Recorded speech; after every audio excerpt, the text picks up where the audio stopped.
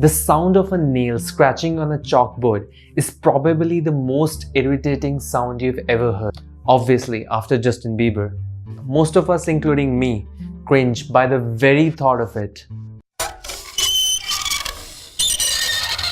You're welcome. But like most of the things, there is a scientific reason behind it. And you or me could never have guessed it.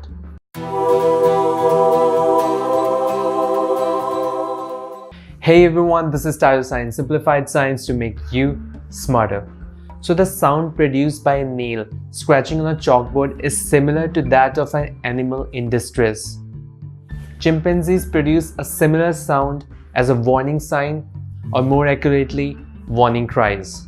This frequency of 2000 to 5000 Hz is very effective in warning as it travels very efficiently.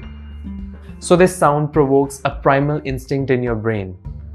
Wake up and take notice because something is seriously wrong.